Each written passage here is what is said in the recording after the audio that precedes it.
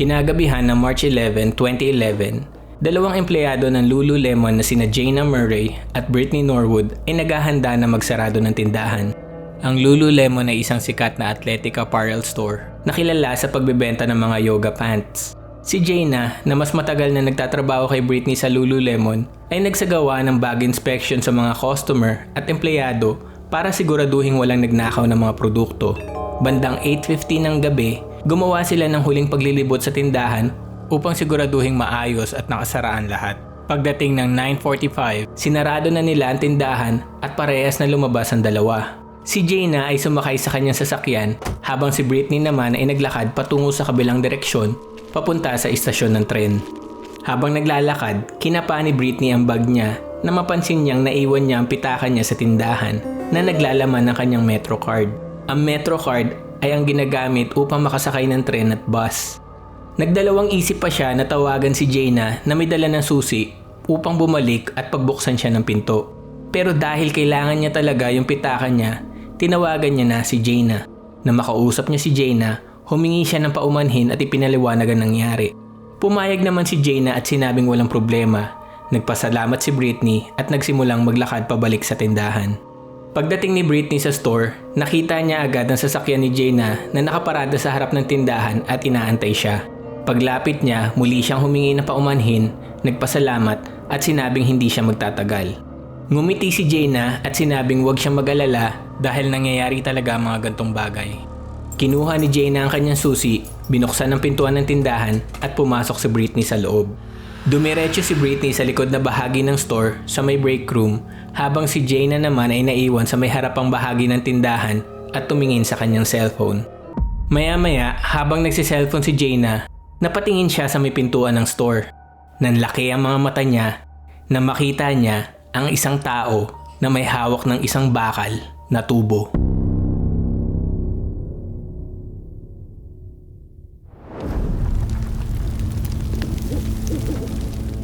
Campfire Stories. Kinabukasan, bago mag-alas 8 ng umaga, isang manager na nagngangalang Rachel ang naka-assign upang magbukas ng tindahan ng Lululemon ang dumating. Kinuha ang susi at binuksan ang pinto. Nagulat siya nang malaman niyang hindi nakalak ang pintuan.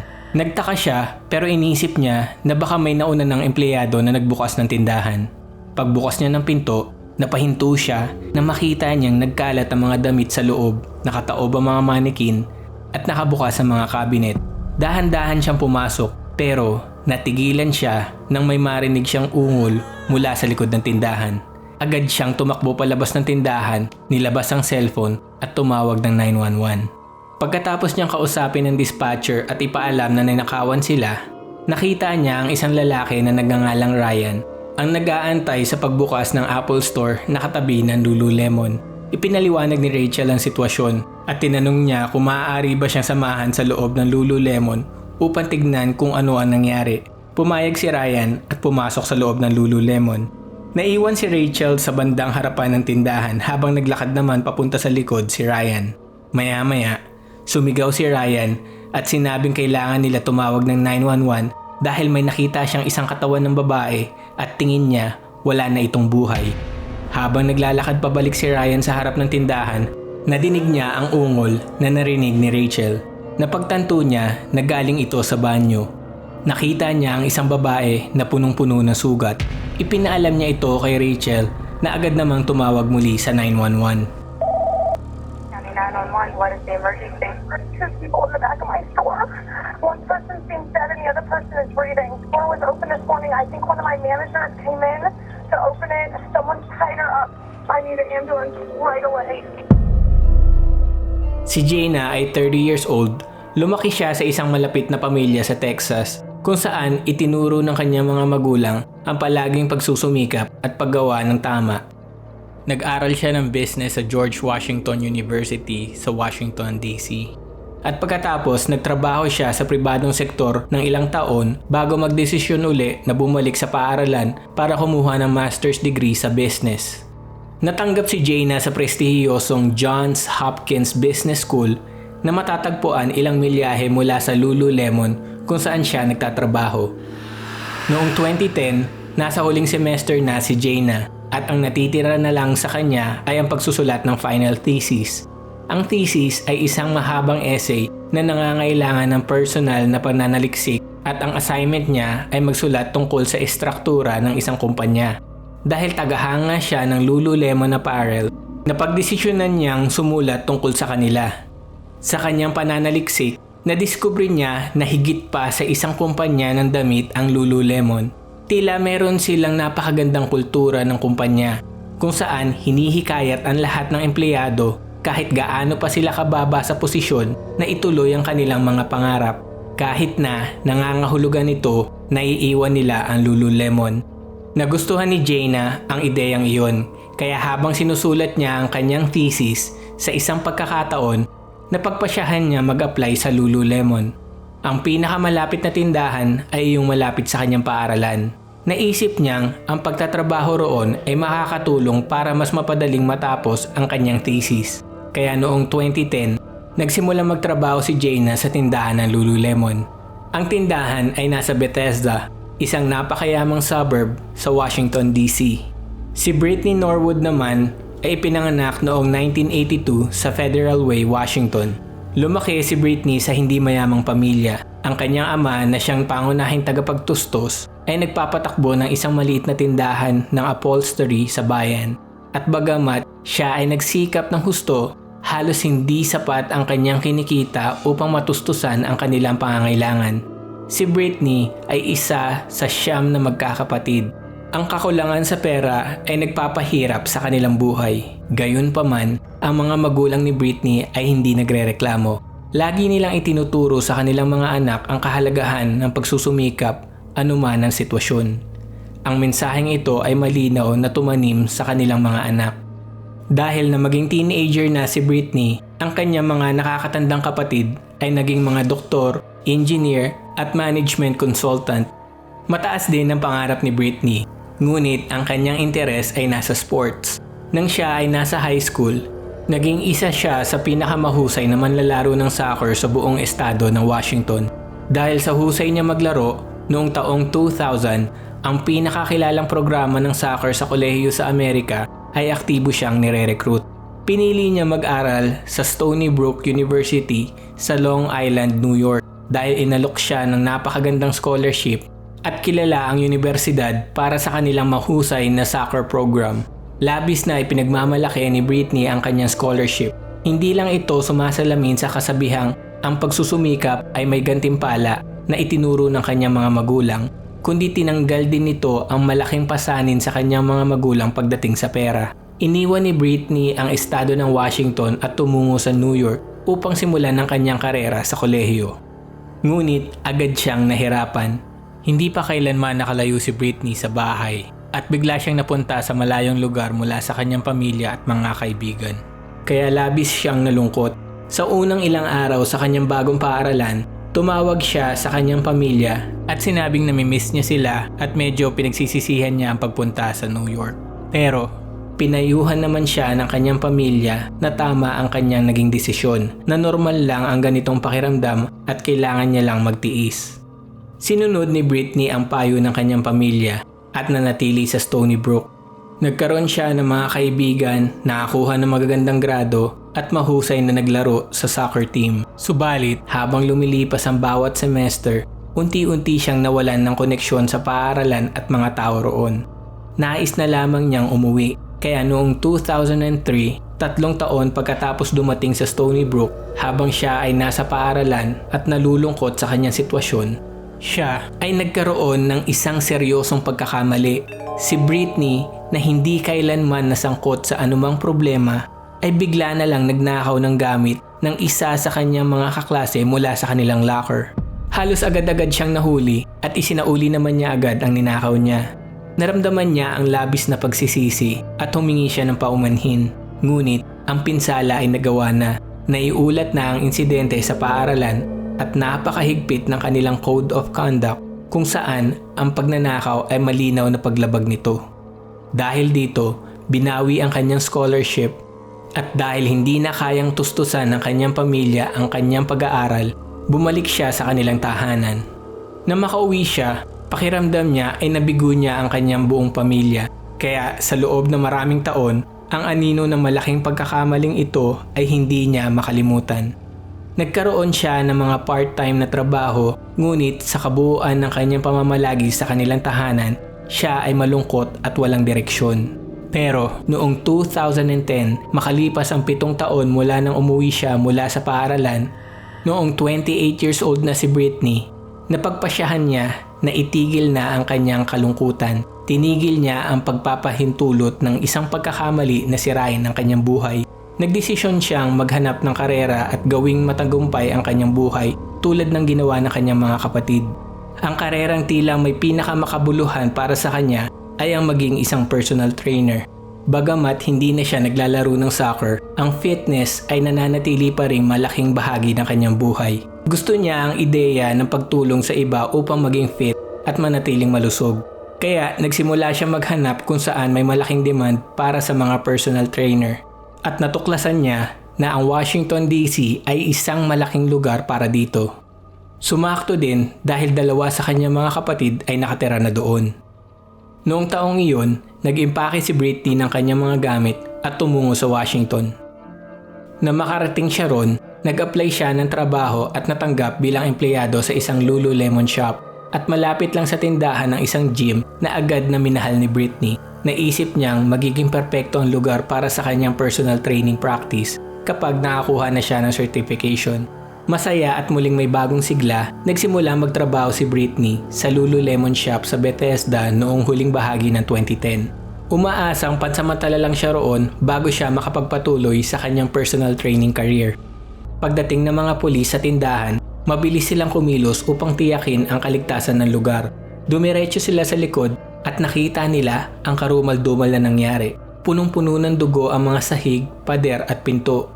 Nakita din nila ang mga tools na ginamit sa krimen sa loob ng storeroom. Nang buksan nila ang pintuan ng break room, natagpuan nila ang sinasabi ni Ryan, nakatawan ng isang babae na walang buhay. Nakumpirma nila na ang babaeng ito ay ang 30 years old na si Jayna Murray. Nang puntahan nila ang banyo kung saan itinuro ni Ryan na meron pang isang babae, nakita nila ang 28 years old na si Britney Norwood na puno ng sugat at nakatali ang mga kamay at paa ng zip tie.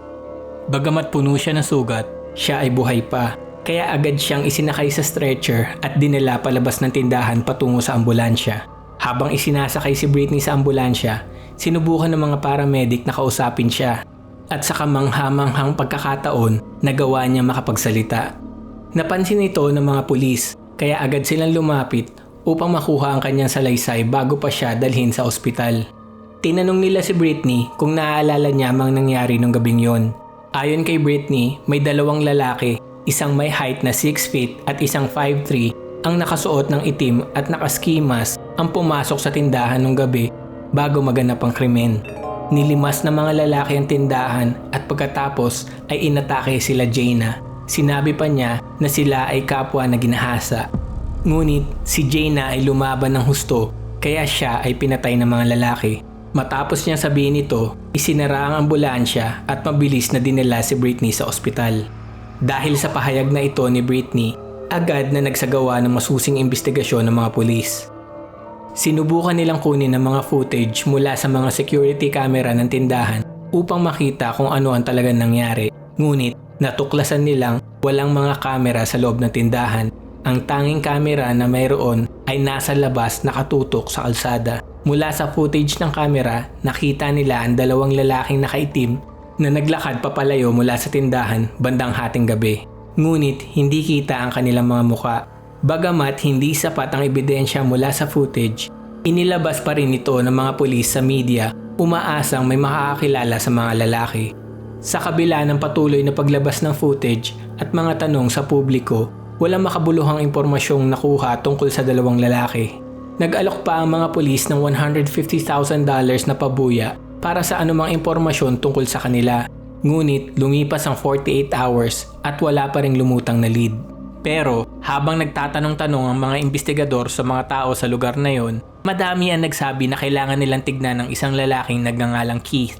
Isa siyang homeless sa lugar na yon na kilala bilang isang bayolenteng tao na madalas lasing. Palagi siyang makikita sa isang bar di kalayuan sa Lululemon. At nang nagtanong ang mga pulis ukol sa lalaking ito, napagkaalaman nila na hindi siya nakita sa loob ng sinasabing bar sa gabi ng krimen.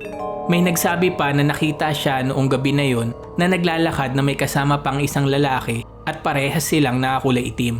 Hinanap ng mga investigador si Keith at natagpuan nila ito sa isang ospital.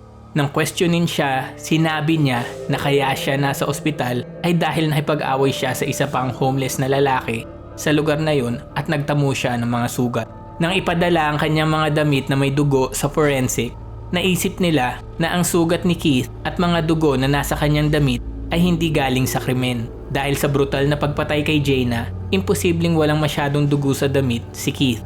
Kaya sigurado sila na hindi siya ang gumawa ng krimen. Napilitan ang mga investigador na bumalik sa Lululemon shop upang muling suriin ang crime scene. Umaasang may makikita silang clue na nakaligtaan nila sa unang pagsisiyasat. Habang nasa loob na tindahan, napansin ng isang detective ang mga bakas ng dugo sa sahig. Napatingin siya sa mga magkakaibang size ng bakas ng sapatos, isang malaki panglalaki na size 14 na sapatos at isang maliit na hindi pa nila natutukoy kung kanino. Sa loob ng tindahan, nakita nila ang isang kahon ng sapatos na ginagamit ng mga customer habang sinusukat ng kanilang mga pantalon. Kinuha niya ang isa sa mga sapatos at binaligtad ito upang tignan ang pattern ng ilalim. Laking gulat niya nang matuklasan niyang eksaktong pattern nito ng mga bakas ng sapatos sa crime scene.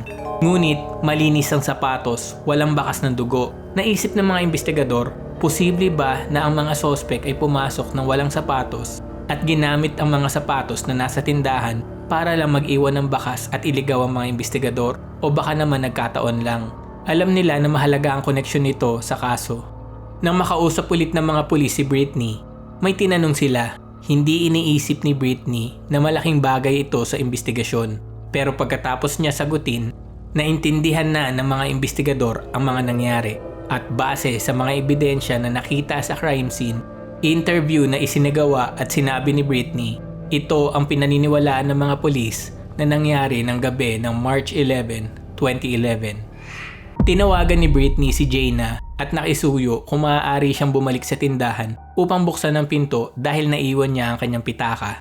Nagkita sila sa harap ng store, binuksan ni Jaina ang pinto at pumasok si Britney na dumiretso sa likod, habang si Jaina naman ay nasa bandang harap at nagtitingin ng cellphone. Maya-maya, napatingin siya sa taas mula sa kanyang cellphone at nakita niya ang isang tao na may hawak na bakal. Ang totoo ay wala talagang pumasok na dalawang lalaki sa tindahan. Ang nakita ni Jaina ay si Britney na may hawak na bakal na tubo na ginagamit pang suporta sa mga shelves sa store. Natigilan si Jaina, hindi niya alam kung ano ang nangyayari. Kaya sinabi niya kay Britney, kalma ka lang, pwede natin itong pag-usapan. Ngunit nakatitig lang si Britney na tila walang nadidinig. Nalinlang niya si Jaina upang bumalik ng store. Naramdaman ni Jaina ang panganib. Tumakbo siya papunta sa likod ng tindahan, sa hallway patungo sa exit door. Ngunit mabilis siyang naabutan ni Britney at walang awa siyang pinalo ni Britney ng tubo sa ulo at likod. Sinimulan niyang bugbugin si Jaina ng walang habas. Bagamat nagmamakaawa si Jaina at nagbigay ng mga hudyat ng pagsusumamo, patuloy pa rin ang walang awang pananakit ni Britney. Ang mga bakas ng dugo sa pader ay nagpapakita kung paano dahan-dahang bumagsak si Jaina mula sa pagkakatayo hanggang sa pagkalupasay sa sahig. Hindi na kontento si Britney sa mga ginawa niyang pananakit. Nang makita niyang bumagsak si Jaina sa sahig at wala nang magawa, kinuha niya ang isang toolbox na nakita niya sa loob ng storeroom. Isa-isa niyang ginamit ang mga bagay sa loob nito upang lalo pang pahirapan at saktan si Jaina. Tumagal ng halos 10 minuto ang brutal na pag-atake gamit ang mga martilyo, screwdriver at iba pang gamit mula sa toolbox. Bagamat labis nang sugatan si Jaina, patuloy siyang nagmamakaawa para sa kanyang buhay. Nagawa niya pang masugatan si Britney habang nagpapanlaban. Matapos ng lahat ng natamong sugat ni Jaina ay buhay pa din siya. Dito, nainis na si Britney. Kaya sa bandang huli, kinuha ni Britney ang isang malaking kutsilyo mula sa kusina. Sa kabilang kwarto, bumalik siya kay Jaina. Hinawakan ng buhok nito gamit ng kaliwang kamay at itinarak ang kutsilyo sa ulo ni Jaina na nagdulot ng kanyang pagkamatay. Kalaunan, napagkaalaman na nagtamo ng 332 na sugat si Jaina at 105 dito ay defensive wounds na nangangahulugang matagal nagpanlaban si Jaina. At pinaniniwalaan din na buhay siya habang nangyayari ang lahat ng ito. Hanggang sa huling sugat na natamo niya nang isaksak sa likod ng kanyang ulo ang kutsilyo na nagdulot ng pagkahiwalay ng kanyang spine sa kanyang bungo. Nang makita ni Britney na hindi na humihinga si Jaina, kinuha niya ang susi nito mula sa kanyang bulsa, tumayo at hinila ang katawan ni Jaina palabas ng storeroom papunta sa break room. Lumabas siya at sinarado ang pinto. Paglabas niya, ikinalat niya ang mga damit na nasa loob ng tindahan, binuksan ang mga cabinet at tinaob ang mga manikin.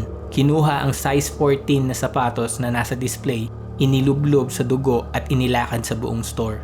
Matapos nito, lumabas at inilipat niya ang kotse ni Jaina na nasa harap ng store sa ibang lugar. Bumalik siya sa loob ng Lululemon, kinuha ang kutsilyo at zip tie na nasa storeroom, naglakad papunta sa banyo kung saan nagtanggal siya ng pang-itaas na damit, hiniwa ang kanyang pantalon at paulit-ulit na sinugatan ang kanyang sarili. Pagkatapos ay kinuha niya ang zip tie at tinali ang kanyang mga paa. Matapos gawin ito, kumuha ulit siya ng isa pang zip tie at gamit ang kanyang ipin ay itinali naman ang kanyang mga kamay. Humiga siya doon hanggang kinabukasan at nag-antay ng tao na makakakita sa kanya.